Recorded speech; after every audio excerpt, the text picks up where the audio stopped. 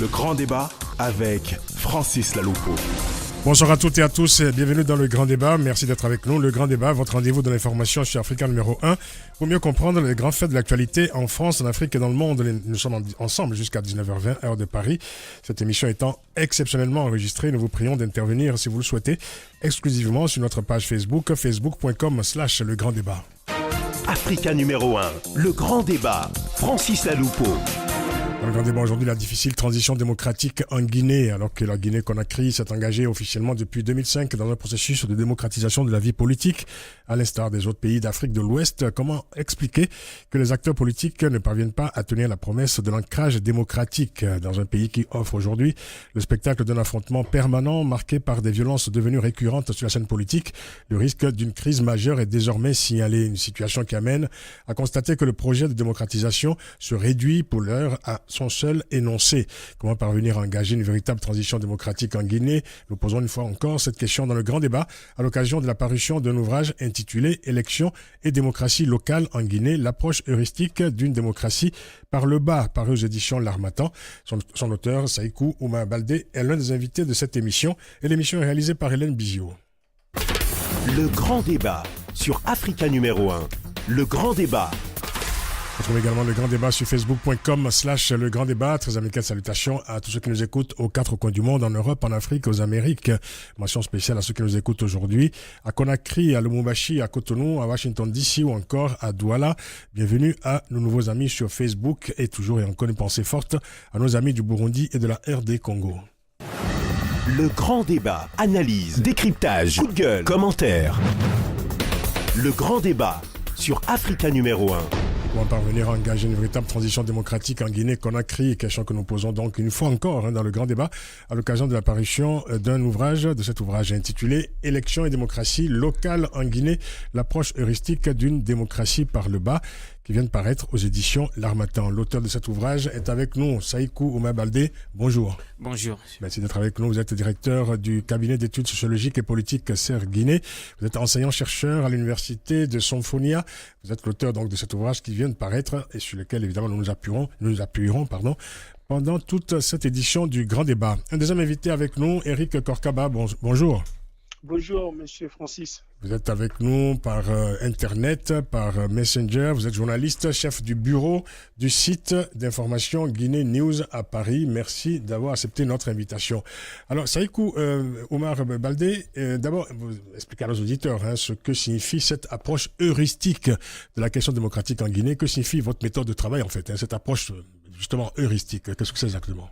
Alors ici, il faut comprendre l'approche heuristique d'une démocratie par le bas. Heuristique, déjà, il faut comprendre comme révélatrice, une approche qui révèle aussi une autre façon de comprendre la démocratie, non pas simplement en l'observant à partir de l'État central, mais de partir des institutions locales, des collectivités locales, pour comprendre comment cette démocratie, elle s'installe dans les pays et en remontant vers l'État central. Alors, quelle est votre méthode de travail? Sur quel matériel vous appuyez? Sur la psychologie collective? Sur les comportements humains? Comment ça se passe? Alors, la méthodologie, elle est spécifique aux sciences sociales, aux sciences politiques.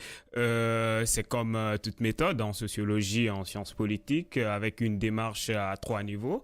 La première étape, c'est la rupture épistémologique, une séparation aussi rigoureuse que possible entre l'analyse clinique et le jugement de valeur, comme Max Weber appelle l'exigence de neutralité axiologique, c'est-à-dire essayer de rompre avec tout le discours aujourd'hui en République de Guinée qui n'est pas fondé sur un argumentaire scientifique.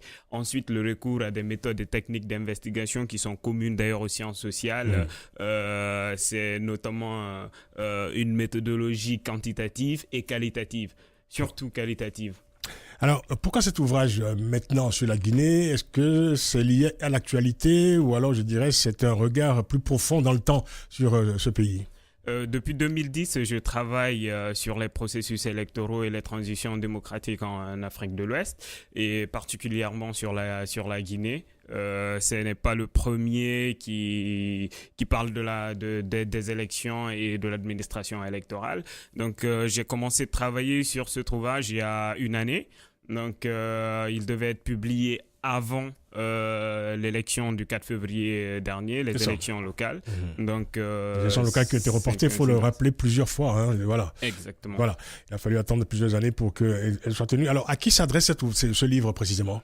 Cet ouvrage s'adresse non seulement aux universitaires, aux chercheurs, à la population et dans la moindre mesure les gouvernants et ceux qui prennent des décisions dans le cadre de l'amélioration des processus électoraux. L'objectif, c'est de comprendre comment fonctionne le système électoral guinéen, le système politique, comment il fonctionne et quelles sont les mesures à prendre pour réduire les contraintes qu'on a aujourd'hui en Guinée. Alors, est-ce que vous avez déjà des retours, je dirais? Est-ce qu'il y a certains décideurs guinéens qui ont lu votre ouvrage? Vous avez un feedback, comme on dit déjà? Oui, j'ai discuté avec quelques responsables, notamment ici l'ambassade. J'ai eu quelques retours. Ce livre, je suis dans le processus de communication parce que le contenu aussi n'est pas très connu pour le moment. Donc, je travaille aussi avec la maison d'édition pour faire la promotion du livre, faire connaître le contenu. Et ce n'est pas la première fois. Il y a quelques recommandations à la fin. Je n'ai pas voulu travailler sur l'aspect normatif, mais à la fin, j'ai jugé nécessaire de faire un ensemble de recommandations. Voilà. Et puis, j'espère bien qu'il y aura un retour. En tout cas, c'est un livre à verser dans le débat politique aujourd'hui en Guinée, c'est ça? Oui. Quand même. Hein. Alors, avant de revenir à l'ouvrage, quel regard vous portez justement sur l'actualité de votre pays, où donc les tensions politiques, on le sait, les tensions politiques et sociales sont fortement ravivées depuis février dernier, depuis le lendemain de ces élections locales, du 4 février dernier? Oui, moi je suis très choqué, très touché par la tournure du débat en Guinée. On a essayé de déplacer le débat au lieu que ça soit un débat démocratique, un débat politique, surtout pour des élections qui concernent nos collectivités locales, l'échelon de base. C'est devenu plutôt une élection aux enjeux nationaux et non pas aux enjeux locaux. Et une récupération, une ethnicisation du débat, ça me touche vraiment en tant que Guinéen. Tout Guinéen aujourd'hui qui aspire à un développement du pays, je crois que trouvera que c'est une situation très chaotique, très compliquée. Alors Saïkou Oumar Baldé, vous relevez dans votre ouvrage que, alors je vous cite, la Guinée se trouve parmi les pays les moins avancés en matière de respect des calendriers électoraux. Et vous indiquez aussi que, je vous cite toujours, les résultats de la plupart des élections sont toujours sujets à caution. Fin de citation. Alors, on pourrait aussi ajouter, évidemment, que la Guinée se distingue désormais par des violences post-électorales systématiques, voire récurrentes. Alors, au-delà du constat, quelles sont, selon vous, les causes profondes de cette situation? Alors, pour comprendre la situation actuelle de la Guinée, il faut remonter déjà à partir de 2005. Le décret 039 du 10 octobre 2005 portant création, attribution, organisation et fonctionnement de la Commission électorale nationale autonome a permis d'organiser les élections locales du 18 décembre 2005. Donc, cette commission, où je le rappelle que le PUP, le Parti de l'Unité du Progrès, le parti de l'ancien président général Lansana Conté, avait remporté les élections à plus de 80%.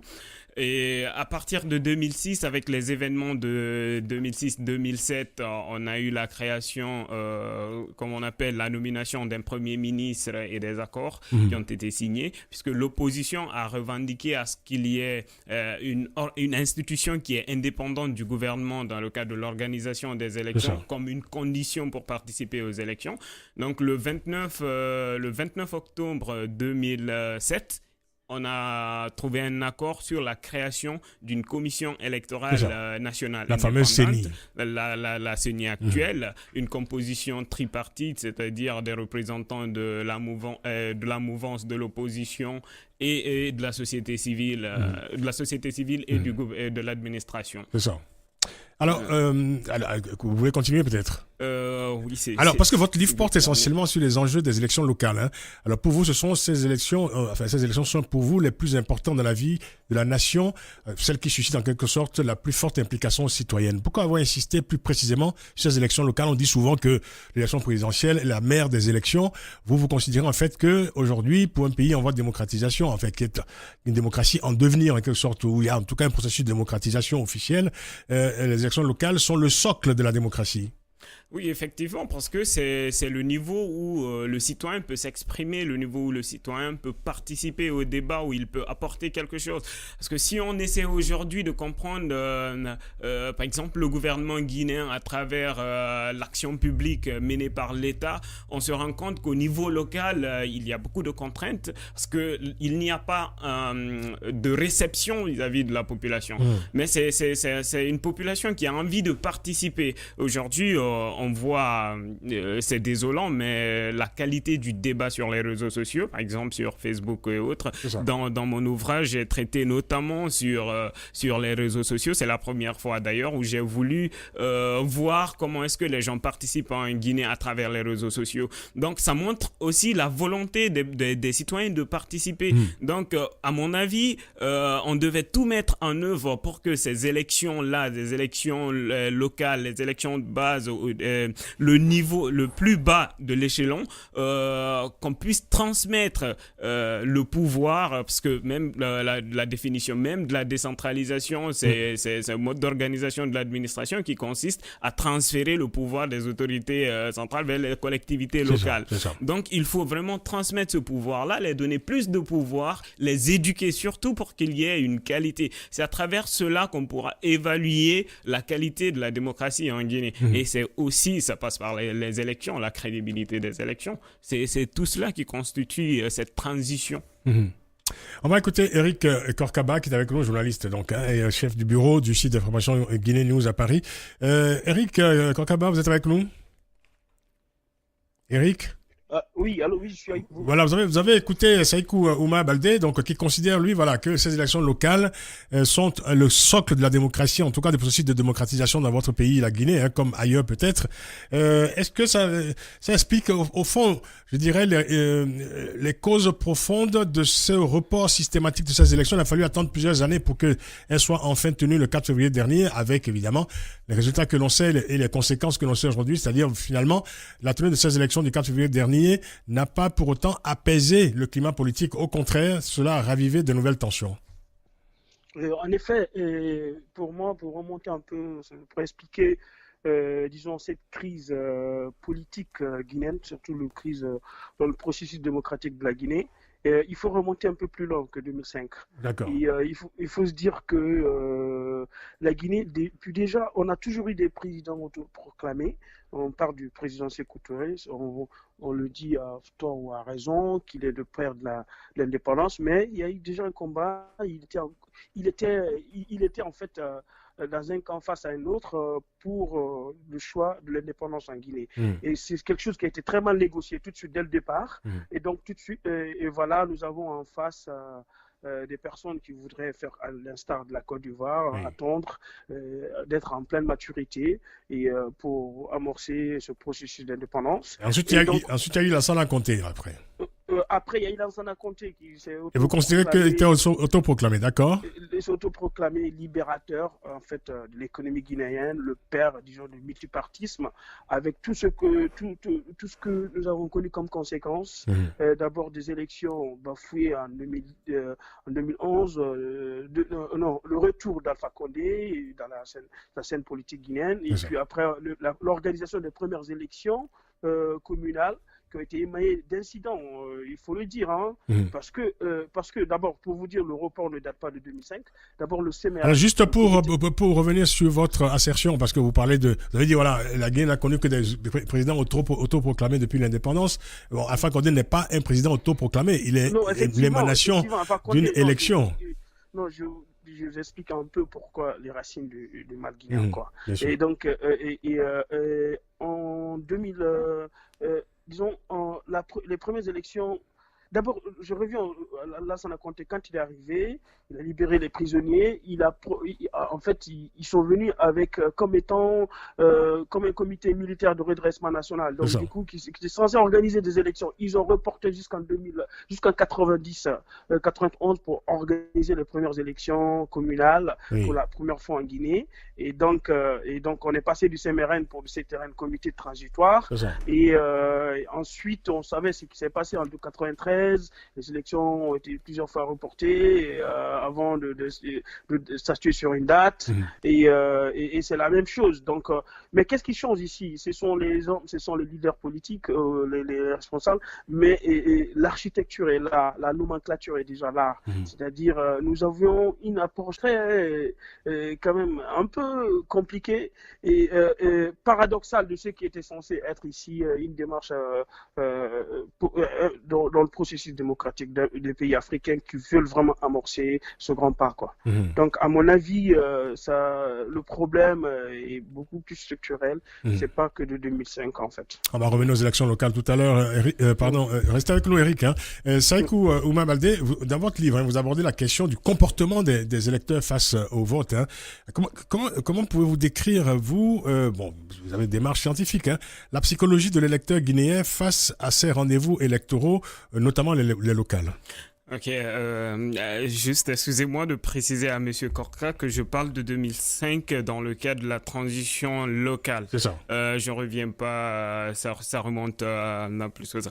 Donc au niveau parce que le processus de démocratisation remonte au début des années 90. Exactement, ça, exactement. Donc pour revenir à votre question, déjà l'élection c'est une procédure par laquelle un corps électoral confère un mandat à une ou plusieurs personnes qu'il choisit par son vote.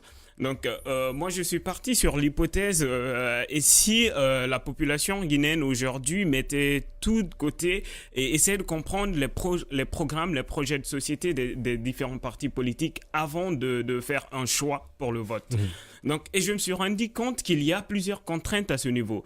La première contrainte, c'est d'abord la capacité de transmettre ce message, le contenu des programmes des partis politiques, puisque au niveau de la réception, j'ai eu les mêmes difficultés, c'est pas que les partis politiques, la compréhension même du contenu de votre message. Parce que à la base, j'avais un ensemble de questions qui étaient destinées à la population, mais je me rendais compte les contraintes de traduire les questions, par exemple. Quand vous prenez le concept de démocratie participative, par exemple, c'est un concept, quand vous voulez le traduire en langue locale, vous vous rendez compte qu'il y a des difficultés parce que les gens, ils ne comprennent pas c'est quoi cette démocratie participative. Donc, traduire littéralement... Il faut dire que même dans d'autres pays, y compris ici en France, cette notion de démocratie participative reste encore à être expliquée aux électeurs et aux citoyens. Exactement. Donc, on peut forcément s'attendre à un retour, peut-être un mauvais retour de la population, parce que si on ne perçoit pas bien déjà le message, on ne perçoit pas bien le contenu de votre message, on ne peut pas réagir en comprenant ce que vous voulez et ce que vous attendez. Donc, alors, résultat, quel est le moteur finalement du vote chez les électeurs? Et ça, depuis 2013, on avait effectué une étude là-dessus. Le vote a près de 97% de la population qui estime, si on additionne ceux qui pensent que le vote il est foncièrement ethnique et ceux qui pensent que le vote il est plus ou moins ethnique, on se rend compte que à peu près ce pourcentage-là estime que le vote a un caractère déjà motivé par l'appartenance ethnique. Donc, pourquoi ça? C'est d'abord la responsabilité se trouve à plusieurs niveaux. J'essaie de l'expliquer tantôt dans d'autres émissions, que d'abord, il y a la famille, parce que là, on nous socialise à privilégier davantage la famille. Oui, vous êtes issu d'une communauté, il faut accepter de privilégier la personne de votre communauté, même si cette personne n'est pas capable. Là, ça. Deuxièmement, au niveau de la société guinéenne, des partis politiques, le message, il y a des partis politiques qui se refusent derrière un discours à caractère ethnique parce que c'est un moyen d'avoir un électorat ou de maintenir son électorat. Ça, c'est le deuxième aspect. Troisième aspect, au niveau des médias. Les médias aujourd'hui qui relaient l'information, les médias, la façon dont on traite l'information. Et si on prend les réseaux sociaux, tous les canaux de communication, on se rend compte aujourd'hui qu'on est dans le processus d'exacerbation de la question ethnique au détriment d'un débat, d'un discours, d'un débat de qualité, d'un débat objectif. Donc, et troisième des choses, vous l'avez si bien dit, c'est qu'on constate en République de Guinée, après chaque élection, il y a regain de tension. Donc, ça, c'est le niveau maso. Donc, on se rend compte, quand vous prenez 2010, juste après la présidentielle de 2010, il y a eu plusieurs tensions, d'ailleurs, qui ont conduit à la création d'une commission de vérité et de réconciliation. Après les élections de 2013, il y a eu des conflits post-électoraux. Après les élections ces élections-là aussi, donc on constate que... De février dernier. Exactement, de février dernier, ça continue toujours. Donc aussi, la période électorale est une période qui est conflictuelle, qui est source de tension. On voit bien donc finalement que le comportement des électeurs est dicté aussi par l'absence, je dirais, d'offres politiques précises, d'offres programmatiques en termes de projets de société de la part des acteurs politiques. Non seulement d'offres politiques, de compréhension du contenu de l'offre politique. Quand il y en a. Oui, quand il y en a, parce que c'est pas seulement on accuse beaucoup la population, mais vous vous rendez compte, parfois il y a des responsables politiques qui ne connaissent pas le contenu exact de leur programme de société. On marque une pause, messieurs. Nous recevons Saïkou Ouma Baldé pour l'apparition de son ouvrage Élections et démocratie locale en Guinée, l'approche heuristique d'une démocratie par le bas, paru aux éditions L'Harmattan. Nous sommes également accompagnés de notre confrère Eric Korkaba. On se retrouve juste après une page de publicité. Africa. Le grand débat avec Francis Laloupo. La difficile transition démocratique en Guinée-Conakry. Comment parvenir à engager une véritable transition démocratique en Guinée-Conakry, question que nous posons à l'occasion de la parution de cet ouvrage intitulé Élections et démocratie locale en Guinée, l'approche heuristique d'une démocratie par le bas, paru aux éditions L'Harmattan. Son auteur, Saïkou Ouma Baldé, est avec nous dans ce studio, avec nous également en ligne Eric Korkaba, journaliste, chef du bureau du site d'information Guinée News à Paris. Eric Korkaba, que nous allons rejoindre tout de suite pour un commentaire sur ce que vient de dire Saïkou Ouma Baldé à propos du rapport des élections, des électeurs aux acteurs politiques, aux projets politiques qui sont proposés, quand il y en a évidemment. Est-ce que, la scène politique, la vie politique guinéenne ne souffre pas cruellement justement de cette absence, de propositions politiques, voire de propositions politiques alternatives dans la compétition entre le pouvoir et l'opposition? Je suis complètement d'accord avec M. Alfomar quand il Monsieur dit, Saïkou Ouma Baldé. Monsieur Saïkou Oumar Baldé, quand il dit en fait qu'il y a un manque de communication entre l'explication n'est pas si pertinente aux militants. C'est vrai, mais il y a un constat qui est clair. Les Guinéens aspirent vraiment à une vraie démocratie. Il faut le voir par la forte mobilisation. Il a noté dans le fait sur les réseaux sociaux, les Guinéens sont super punchy, ils sont prêts à en découdre même. Et pour parler de politique guinéenne, ils sont vraiment à fond là-dedans. Et tout. Donc, ça veut dire qu'ils aspirent, parce que non, vous verrez, beaucoup de Guinéens sont sortis, d'autres sont rentrés, ils voient ce qui se passe ailleurs, ils voyagent un peu, ils vont dans la sous-région, ils vont au Ghana, ils vont au Sénégal, ils voient ce qui se passe. Ils aimeraient vraiment à un moment donné aussi voir un candidat de leur choix être aux affaires. C'est ça. Donc voilà. Mais je vous dis aussi, le programme n'est pas... le programme est riche, le programme des politiciens, c'est des programmes riches. Moi, je peux vous en rassurer, parce que il faut mais est-ce que les électeurs les lisent, c'est ça? Non, mais c'est ça. Justement, il y a un manque. Vous savez, j'explique aussi l'histoire parce que tout de suite, on impose une manière de procéder aux Guinéens qui ne sont pas habitués. Mais ils sont écrits d'abord, alors voyons les choses par le détail, ils sont écrits en quelle langue ces programmes? Non, il y a des traducteurs. D'accord. Ils passent des émissions dans les langues nationales. Là-bas, il y a l'émission Kibarou, et aujourd'hui, toutes les chaînes de radio ont au moins des chroniqueurs en langue nationale. C'est pas ça le problème, en fait. C'est juste ce qu'on appelle ce phase la conduite du changement.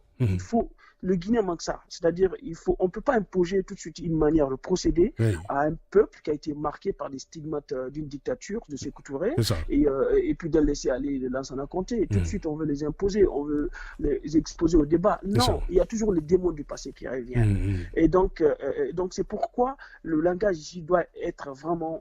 c'est-à-dire, la communication politique n'est pas aujourd'hui de mature. Elle n'est pas exhaustive, elle n'est pas mature, à mon avis. Voilà. Sinon, la volonté du peuple de Guinée à vraiment amorcer le processus démocratique n'est pas à démontrer. Donc, vous voulez dire qu'en fait, il y a aussi un décalage peut-être entre cette aspiration populaire et le comportement peut-être des acteurs politiques, non? Tout à fait. Complètement d'accord avec vous là-dessus. C'est ça. C'est mon point de vue D'accord. en effet là-dessus. Saïkou Ouma Baldé, alors vous notez dans votre étude, dans votre ouvrage, que la commission électorale, la CENI, est l'institution la moins crédible dans les préfectures en Guinée. Vous notez que, je vous cite, en analysant préfecture par préfecture, on se rend compte du niveau de discrédit très élevé de la CENI dans la plupart des préfectures de la moyenne Guinée et de l'ensemble des communes de Conakry. Fin de citation.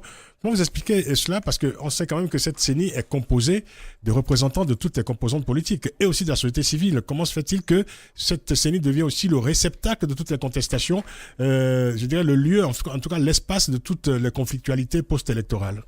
Très bien. Dans mon ouvrage, la question fondamentale de recherche, d'ailleurs, sur laquelle je suis parti, c'est comment la neurasthénie des institutions a-t-elle exacerbé les enjeux électoraux en République de Guinée.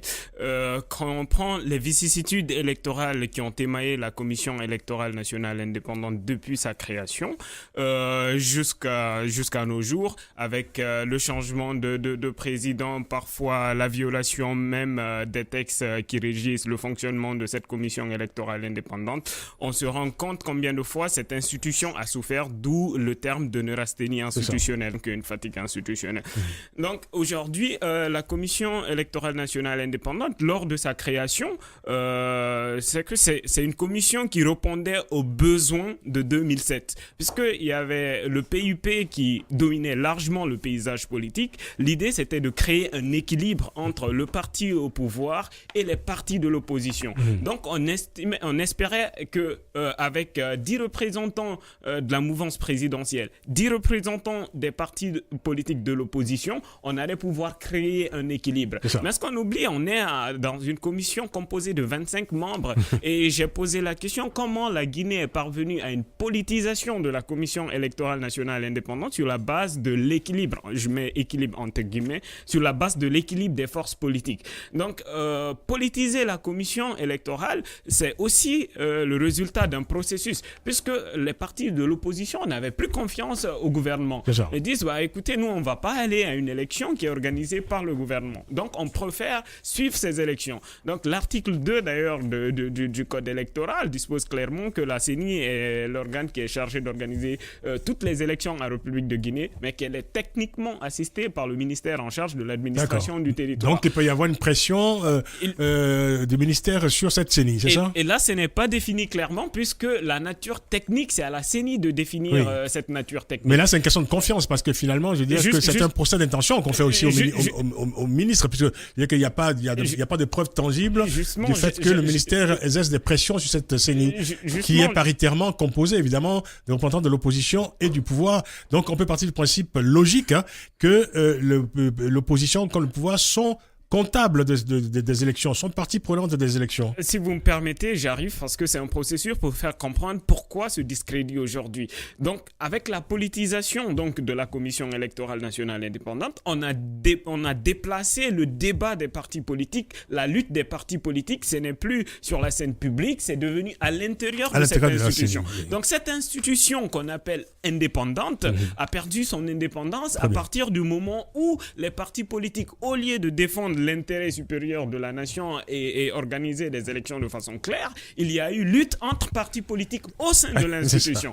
Donc c'est ce que j'essaie d'expliquer. On comprend très bien. Voilà, on comprend très bien. Alors, est-ce qu'il suffirait pour vous de régler la question des élections finalement pour garantir une vie démocratique apaisée? Est-ce que les élections sont une réponse, je dirais, à toute démocratie achevée? Donc j'ai dit aussi que le processus démocratique, ça passe aussi par des élections qui sont réussies. Parce que c'est le mode qui légitime ici nos dirigeants, nos responsables. C'est d'ailleurs pour cela j'ai fait un ensemble de recommandations de la nécessité de réformer l'administration électorale en général, de la nécessité d'éduquer la population aussi, de les former pour avoir une transition démocratique souhaitée. Alors, revenons donc à cette actualité qui nous permet d'ailleurs peut-être de mieux comprendre comment se structurent les conflits ou la conflictualité post-électorale dans votre pays. Alors, on revient donc aux élections locales du 4 février dernier. Ce scrutin a fait donc l'objet de contestations et de manifestations de l'opposition déclenché quelques heures seulement après la fermeture des bureaux de vote, donc bien avant la proclamation des résultats. Est-ce que, en termes de contestation, on n'a pas atteint là, je dirais, les limites de l'absurde, parce que finalement, on n'a même pas attendu les résultats avant de les contester?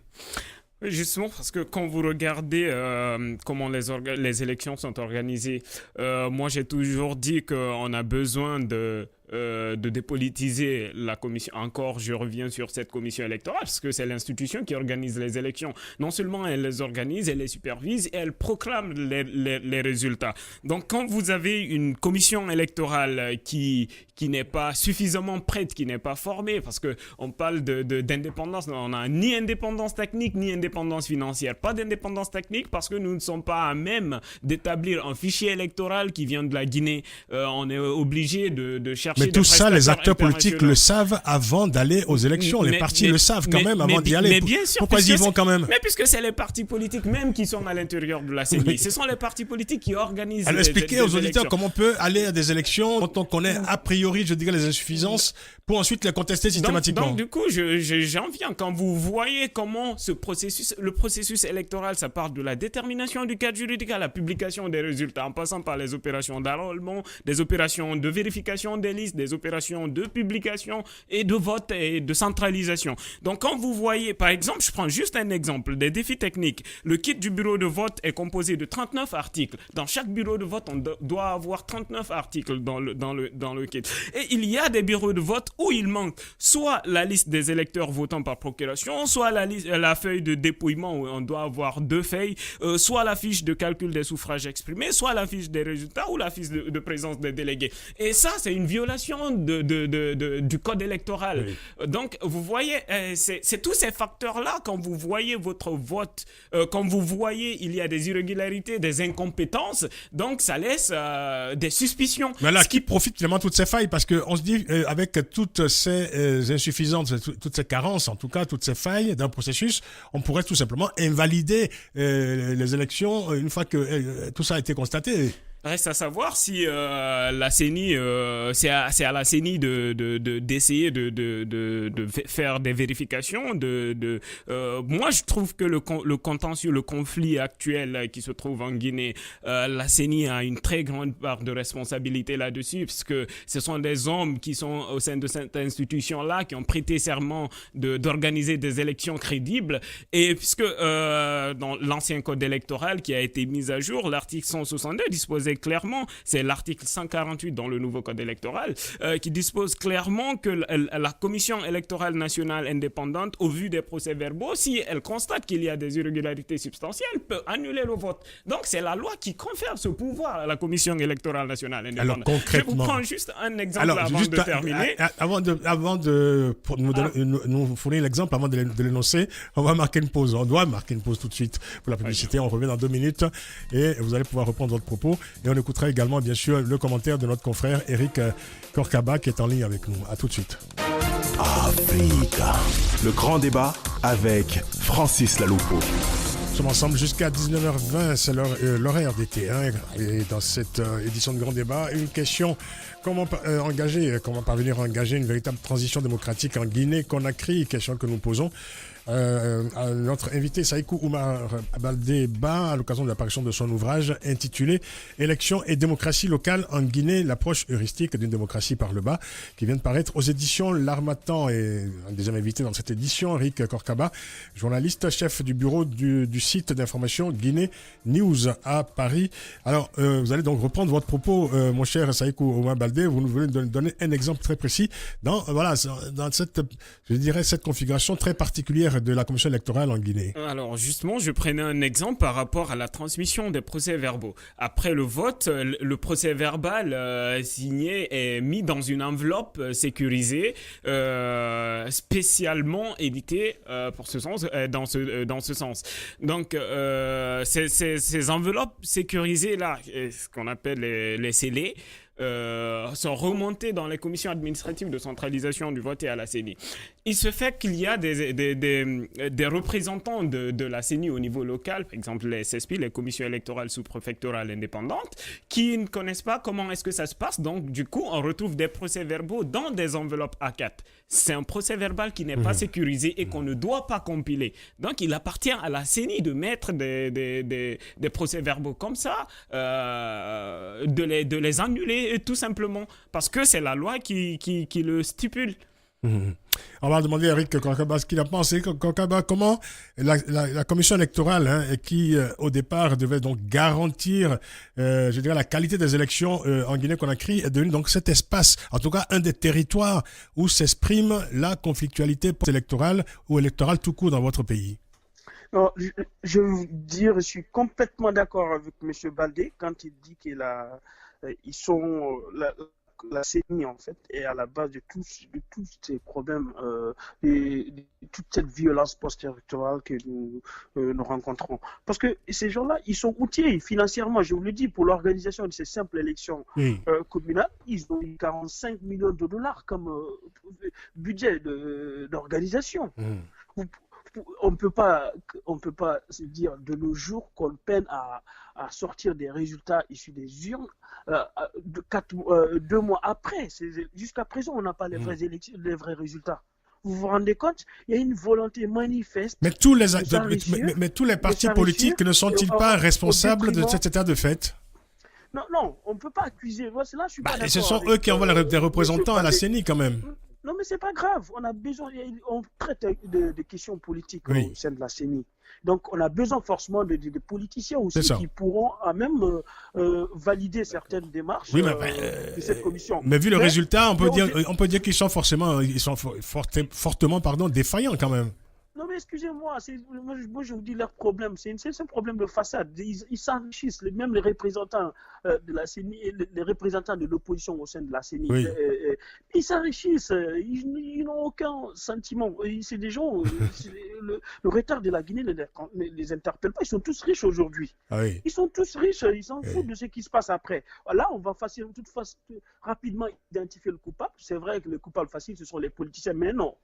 Ils sont une commission électorale nationale indépendante. Le mot indépendant n'est pas fortuit, c'est un choix délibéré. Ils ont prêté serment. Ils ont prêté serment d'organiser de vraies élections. Ils doivent se dire aujourd'hui, c'est-à-dire il faut qu'ils osent dire la vérité. Il faut qu'ils osent, disons, être transparents, jouer sur la transparence. Mais d'abord, le choix, s'il faut identifier un problème, comme on appelle, s'il faut identifier ici la responsabilité des partis politiques, c'est le choix des représentants. Parce qu'ils ne sont pas choisis sur une base de compétences, non. D'accord. Mais c'est par cooptation.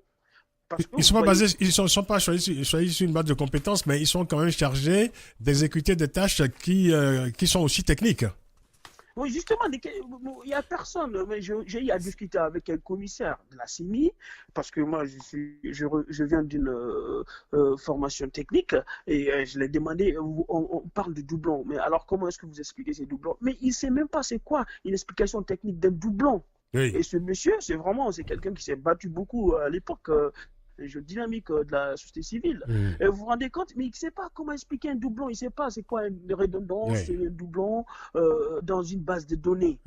Comment est-ce que cette personne peut se dire que, effectivement, il y a une explication rationnelle de dire qu'un camarade Mamadou qui se retrouve à Banankoro est différent d'un camarade Mamadou qui est à Conakry, parce qu'ils ne sont pas nés de la... Eric, reste en ligne. Saïd Kouma Baldé voulait réagir, je crois, en vous écoutant. Vous voulez réagir? Oui, justement, c'est par rapport à la composition politique. Moi, je pense, sincèrement, qu'il faut dépolitiser complètement la CENI, ça c'est un, qu'il faut établir des critères de recrutement, de choix des représentants de cette commission électorale. Je vais prendre deux exemples. Au Ghana, on a une commission électorale de 8 membres, 8 personnes. En Guinée, on a 25 membres. Alors qu'au Ghana, c'est une commission technique. pas politisés, qui organisent des élections qui ne sont pas contestées. Là, la compétence des commissaires ne sont pas remises en cause. Deuxièmement, je prends une autre administration qui a la même configuration que la Guinée, à peu près. Le Mali à côté. Le Mali, ce n'est pas un pays stable, mais qui a comme on appelle, une culture électorale plus en avance que la Guinée. Je suis guinéen, je n'ai pas honte de l'admettre et je travaille pour améliorer le processus électoral aussi dans mon pays, à la hauteur de mes capacités. Mais quand nous prenons le Mali, a une administration électorale mixte où la commission électorale nationale indépendante malienne, qui a la même configuration que la Guinée, c'est-à-dire représentant de partis politiques, de l'administration, de la société civile, elle a un rôle uniquement de supervision des élections. Elle n'organise pas les élections. Donc, c'est le ministère de l'administration territoriale qui organise les élections. Il y a la délégation générale des élections qui n'est pas politisée, qui établit le fichier électoral. Mais quand vous prenez en Guinée, où la commission électorale, elle est d'abord composée de représentants de partis politiques, qui établit le fichier électoral, qui organise des élections, qui supervise les élections, qui traite le contentieux. Et qui ne sont pas forcément compétents d'ailleurs pour ces questions-là. Et qui ne sont pas recrutés sur la base de leurs compétences qui sont au sein de cette commission électorale, mais le parti mandate la personne qui peut valablement représenter ses droits. Donc, quand ces personnes-là organisent des élections, derrière, quand on a des imperfections, des incohérences, il ne faut pas s'étonner. Donc, du coup, si vous voyez à la fin de l'ouvrage, j'essaie de faire quelques points. On va y arriver tout à l'heure. On va y arriver tout à l'heure aux recommandations.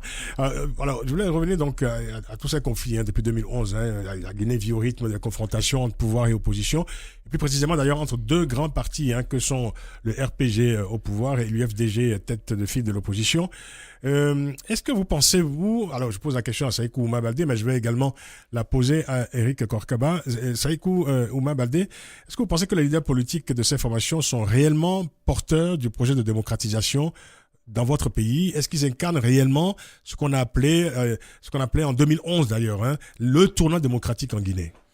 Vous savez, on ne peut pas juger simplement les leaders politiques. Je pense qu'on a tous notre responsabilité dans la situation actuelle du pays. Mais puisque aujourd'hui, ce sont eux qui sont aux commandes, c'est eux qui dirigent. Mais vous, en tant que citoyen, est-ce que vous pensez, quand vous portez votre regard sur eux, qu'ils incarnent réellement ce que tout à l'heure Eric Korka appelait l'aspiration populaire à la démocratie?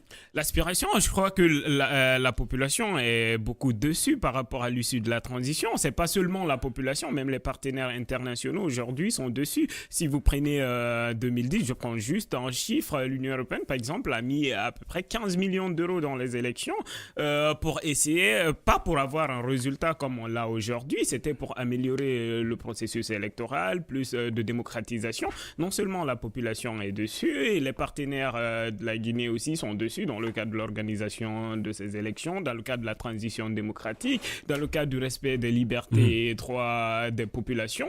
Il y a beaucoup de choses.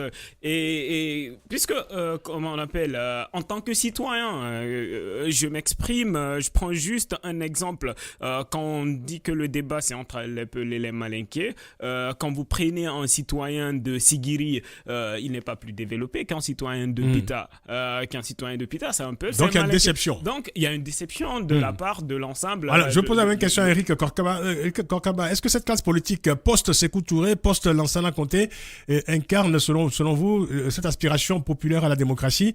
Est-ce que vous direz, comme certains, par exemple, que les grands leaders politiques guinéens aujourd'hui sont totalement disqualifiés pour conduire cette transition démocratique?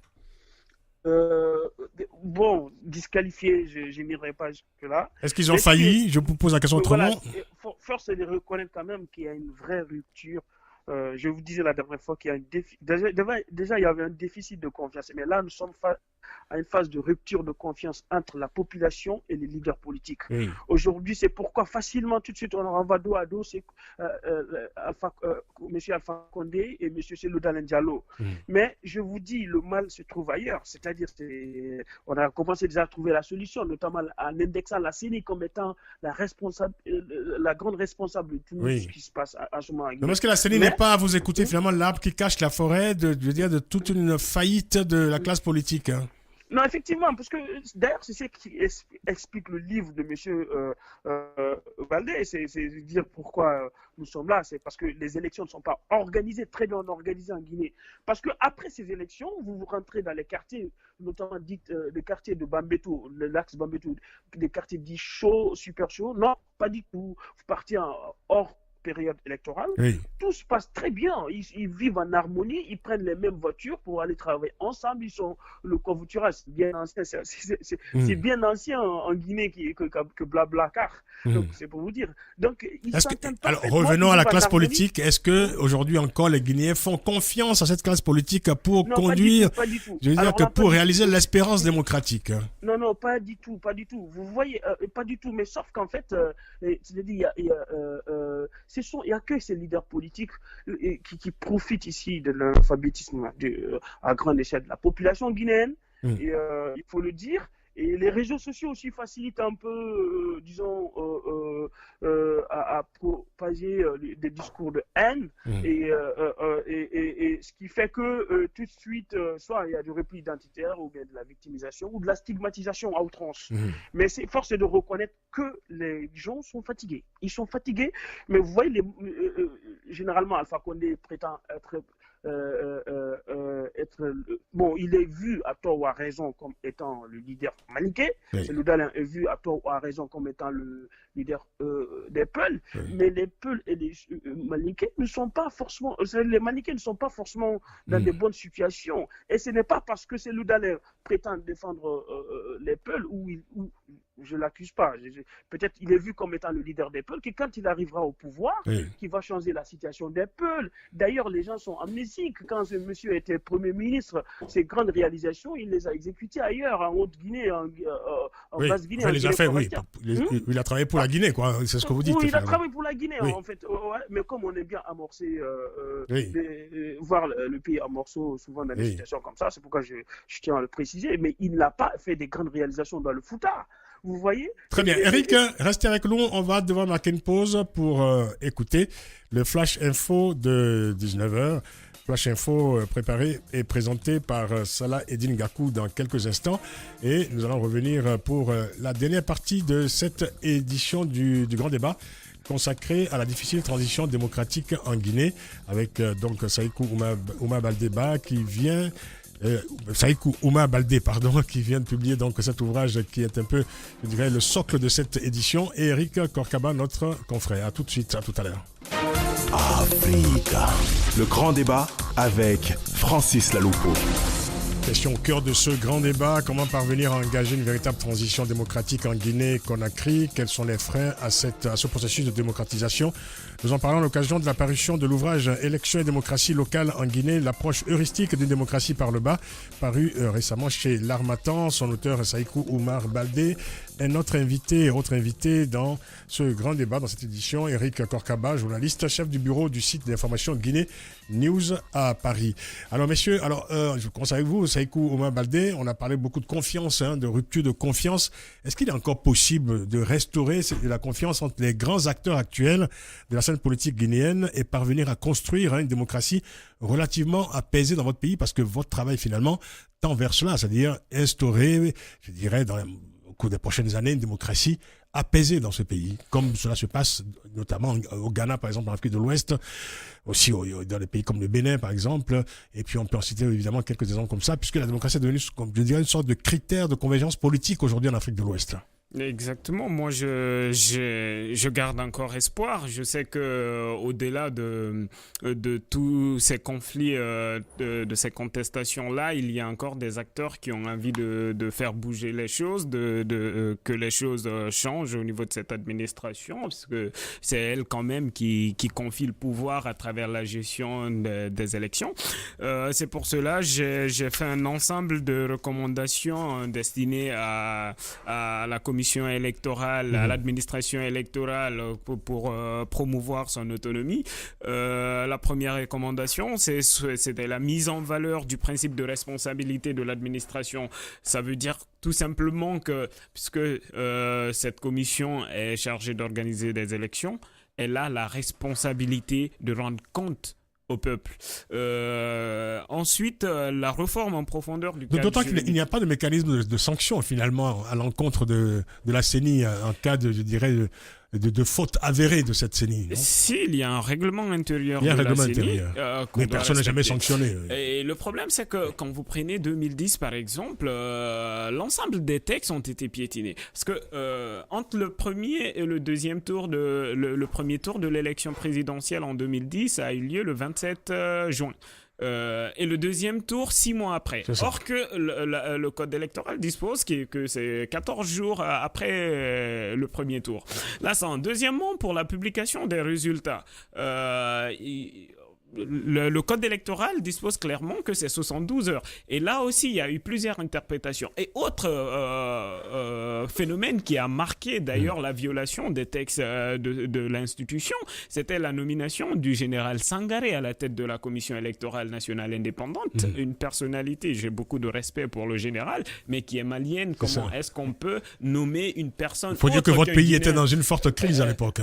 Oui, et quand on apprend dans un pays à mettre de côté la loi au détriment des accords, on va se désolidariser de la loi. C'était une situation exceptionnelle qui avait été prise en charge par la communauté internationale, notamment ouest-africaine. Il y a la loi, il y a la constitution, il y a le code électoral, il y a le règlement de la CENI et il y a les autres actes juridiques qui renforcent ce cadre qui était là, qui devait être respecté.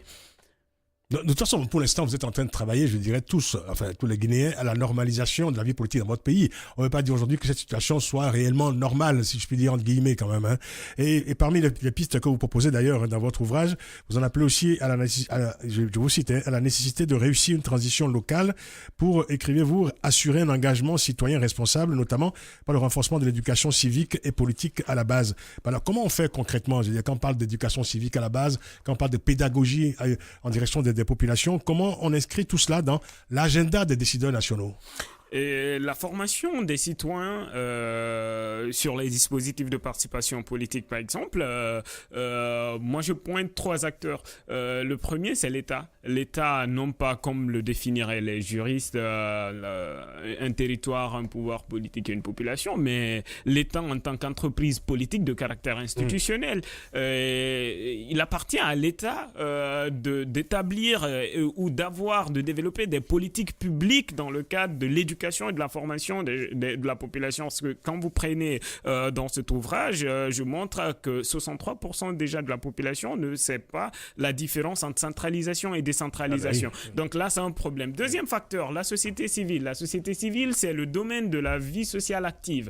Il appartient aussi à la société civile de participer à l'éducation de ses citoyens. Troisième acteur, les partis politiques. Il appartient aux partis politiques d'éduquer les militants. Là, on n'est pas dans le domaine de tous les citoyens, mais de leurs militants, de les éduquer, de les former. Quand on vérifie au niveau local la population, on se rend compte que au niveau de la participation, la plupart de la population souhaiterait au moins être informée d'une décision qui concerne le développement de sa localité. Ça, c'est le minimum, donc l'information. Ensuite, l'éducation et la formation, ce sont les éléments qui apparaissent davantage dans le cadre des besoins de la population.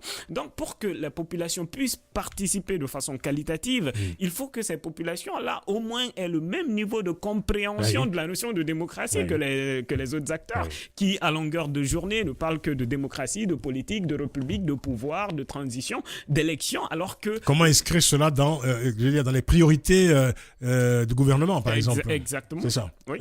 Pour l'instant, en tout cas, ça semble difficile. Hein? Ah, c'est assez compliqué, mais c'est tout un processus. C'est tout un processus. C'est une prise de conscience aussi, c'est une volonté politique. Et on ne peut pas avoir un résultat maintenant.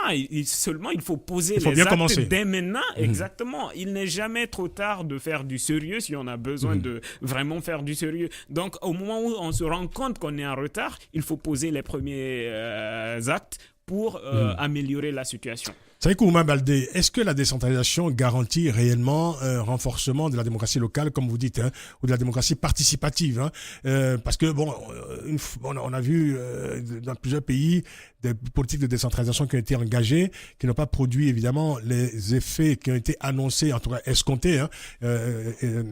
Alors, on a même vu dans d'autres pays, dans les pays développés, hein, dans les grands pays, des politiques de décentralisation déboucher sur la création de baronnies locales, de potentats locaux, etc.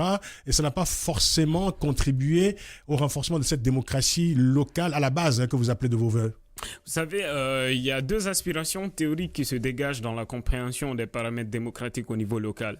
La première, c'est l'idéal participatif tel qu'il est exprimé par les théories de démocratie, c'est-à-dire elles mettent en avant l'idée qu'en démocratie, ce qui font la légitimité ou la rationalité des décisions collectives est le processus d'élaboration à l'origine de ces décisions. Est-ce que la population est associée à ces décisions? Est-ce que la population est consultée?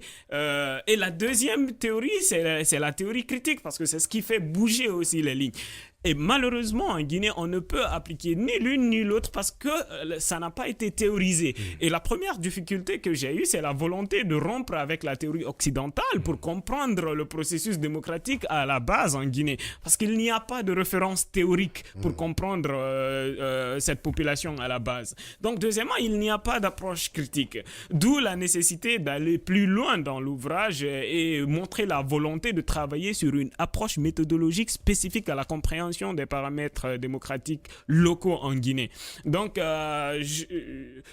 c'est pour tout simplement vous dire que il faut forcément que les populations soient associées, il faut qu'ils aient de l'intérêt dans l'action de la localité, il faut qu'ils soient informés pour pouvoir au moins se prononcer là-dessus. Et pour cela aussi, il faut fondamentalement qu'il y ait l'éducation.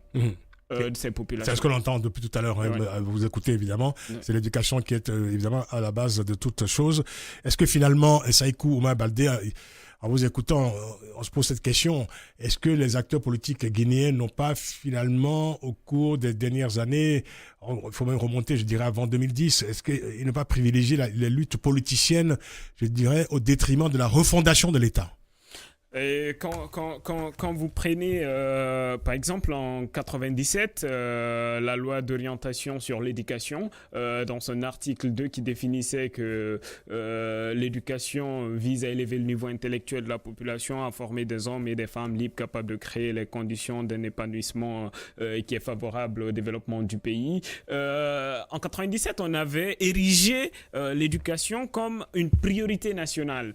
Mais ça a été délaissé. Moi, je me rappelle, je faisais le bac en 2005-2006, les difficultés de formation, d'éducation de la population. Donc, l'État, aujourd'hui, on a un problème. On se rend compte au niveau de quelques endroits, je ne dis pas sur l'ensemble du territoire, qu'il y a absence de l'État. Et la difficulté aujourd'hui, quand on parle, par exemple, de l'élu local, il y a confusion au niveau de la population parce qu'on ne sait pas si le sous-préfet qui est là, qui a une autorité déconcentrée, si c'est lui qui est élu ou si c'est lui qui est nommé. Donc, il y a cette difficulté déjà de discerner les choses. Mais puisqu'il y a des collectivités locales où il n'y a pas eu de transition démocratique depuis 2005, on ne sait pas vraiment qui est élu, qui est nommé ou qui est là de façon transitoire. Ce qui fait que les gens ont tendance à oublier cette distinction-là. Le rôle de l'État, c'est où? Le rôle des collectivités, où est-ce qu'on en est? Et quand on prend au niveau national, au niveau des politiques de développement, au niveau des politiques de santé, au niveau des politiques de réforme des forces de défense et de sécurité, on se rend compte qu'il y a une difficulté de mise en œuvre, d'élaboration et de mise en œuvre des politiques publiques. Et ensuite, il n'y a pas un suivi derrière pour... Le suivi, c'est pas... Le contrôle, c'est pas forcément pour sanctionner la personne qui est contrôlée, mais c'est pour identifier ses besoins et pouvoir apporter des solutions. Encore faut-il définir les grandes priorités de l'État. J'en reviens à la même question, Eric Korkaba. Est-ce que finalement, les acteurs politiques guinéens n'ont pas privilégié les luttes politiciennes, disons, clairement la lutte pour le pouvoir, simplement au détriment de la refondation de l'État, parce que on voit bien en vous écoutant tous les deux que il y a une nécessité à refonder l'État guinéen après les années Sékou Touré et les années Lansana Conté. Complètement d'accord, monsieur Francis. Aujourd'hui, force est de constater que, disons, il y a un décrochage qui est évident ici, hein, dans une partie de la population qui ne se sentent pas représentée dans les discours politiques. Et beaucoup ne se sentent pas concernés. Il suffit juste ici de se fier à un indicateur ici important, Oui. le processus démocratique, c'est-à-dire c'est l'abstention. Les dernières élections ont prouvé que c'est l'abstention qui a gagné, en fait. Le taux d'abstention était élevé.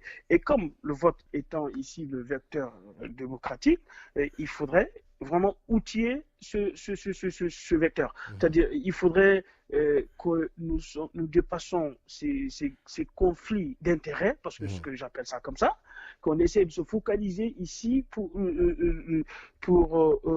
un vrai processus démocratique en Guinée. Pour cela, d'abord, il faut dépolitiser la population. Il y a une politisation à outrance de la population guinéenne.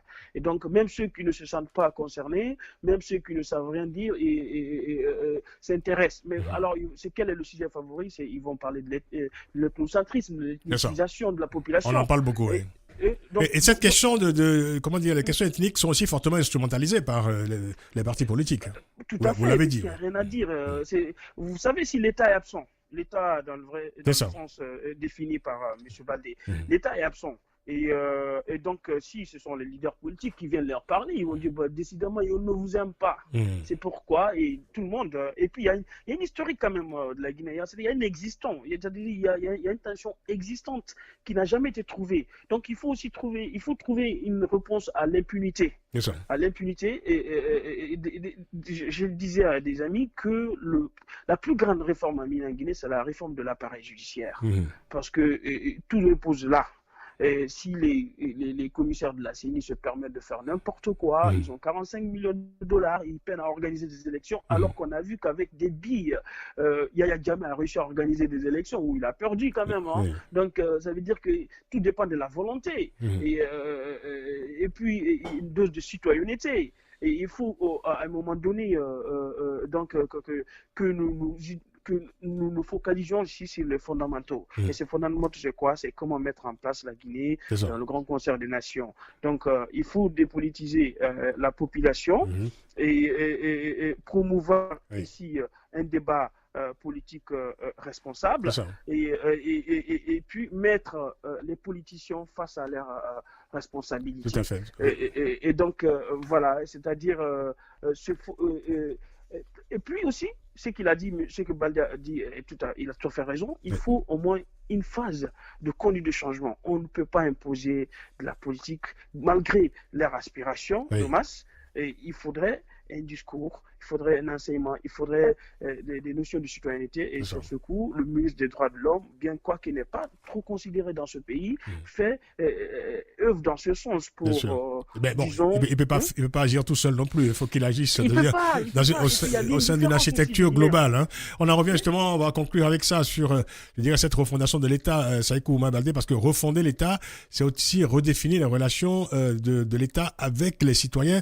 C'est en quelque sorte, je dirais, construire, produire un nouveau contrat social, finalement, un contrat politique. C'est peut-être ça le grand enjeu aujourd'hui pour la Guinée. Oui, bien évidemment, parce que l'État, c'est son rôle, c'est de rassembler tous les citoyens autour d'un projet et d'assurer le développement. Un projet clairement défini. Un projet identifié. Clairement défini, identifié et compris surtout par la population.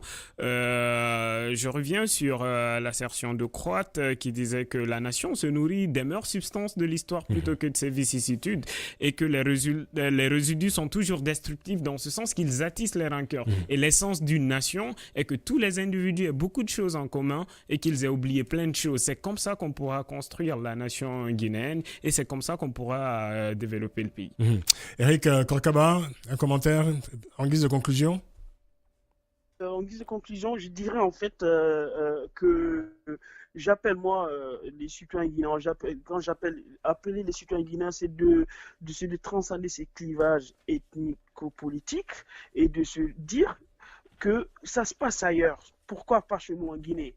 Parfois, cette dose de patriotisme peut nous aider à avancer, à dépasser ces clivages et ne pas se laisser manipuler par, disons, les vendeurs d'illusions politiques. Oui. Voilà, et c'est vrai. Et puis, il faudrait je note ici l'indifférence aussi du Guinéen, de l'intellectuel guinéen. Nous sommes trop indifférents.